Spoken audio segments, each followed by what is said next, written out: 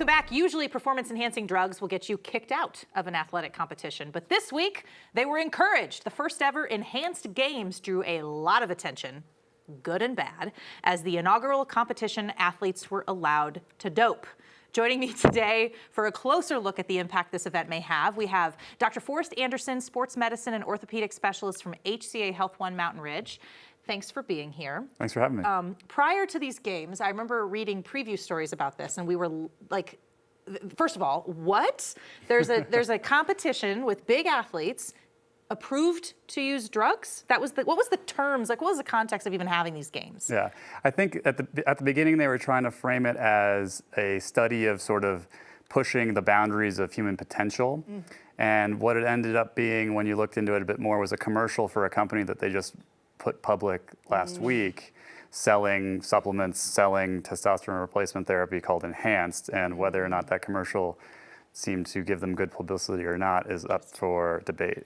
The premise of the games was we're going to have athletes do the same competition they would be doing without drugs and see, like I remember hearing promises of records being broken if you would count a record with an athlete on, an enhancer.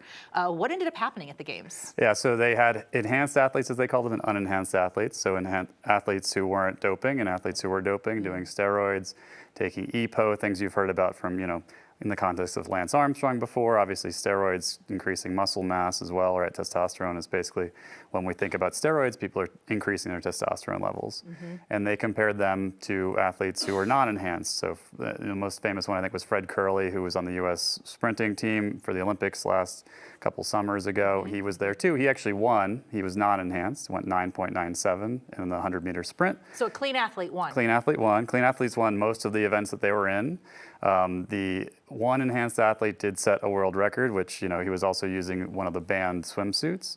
And there's some controversy about whether he actually touched the wall in time for what they said the timer was, 20.81 or something. And there's some screenshots of him being about an arm's length away from the wall at 20.81. It was the last event of the night. They hadn't set any world records yet. So maybe there was a little bit of fudging the numbers there too. But overall, really, it didn't pan out for them. Their enhanced athletes did not do very well. The most famous one, I think, James Magnuson, is the picture everyone's seen of the swimmer who looks like the Hulk, except he's not green. He got last in the event and lost by 2 seconds in a 20-second race. Interesting. Now that we can digest this, there's been a lot of headlines just about this. Like, what is this? What do we think of this? Yeah. Like, what is the conversation in the medical community this week after watching this? What were the concerns or interests going in? And now on the other side of it, how are you guys digesting this in the world of sports medicine? Yeah, so they made it very clear that they wanted to make sure that everything was FDA approved, all the drugs they were using. They also, during the broadcast, started to sort of rein back from things like talking about, we're pushing the limits of human evolution almost, they were pushing at the beginning, to we're looking for modest 3 to 5% gains in performance. And they started also mentioning a lot about how, some of these athletes are now in their 30s and 40s, so out of their athletic prime, they were retired, they're coming back and they're using our supplements, and they started setting personal bests, which is good to see. I'm happy to see that these athletes are coming back and able to return to a high level of play again. But, from our perspective, it really, it's not great to use steroids. There's a lot of bad things that can happen to your body, and it's sort of reinforced that maybe they're not these wonder drugs that are going to make you the best at your sport out of nowhere.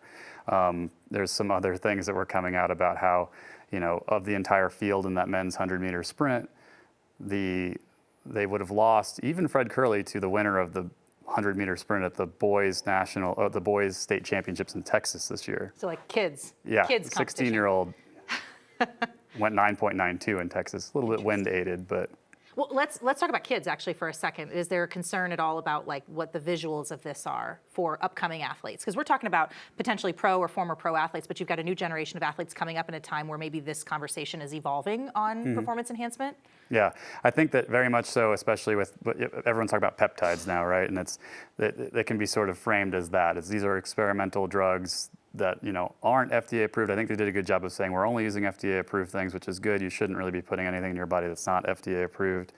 But I think if anything, it might have been helpful in dissuading kids for thinking that if I just take this one injection, I'll all of a sudden become the best in my sport. The non-enhanced athletes were beating the enhanced athletes there, and so obviously there's some of its natural talent, training, but it's not this panacea, this one injection that's going to turn you into this monstrously good athlete.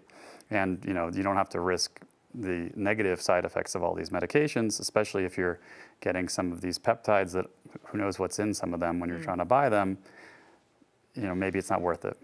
Whether the intent or not was there to make a point, sure is an interesting experiment everyone got to watch play out. Yeah. Sure. All right. Well, Dr. Anderson, thank you so much for coming on. We appreciate your help and your perspective today. I guess we'll see if there's any more legs to this, right? Yeah. Thanks for having me.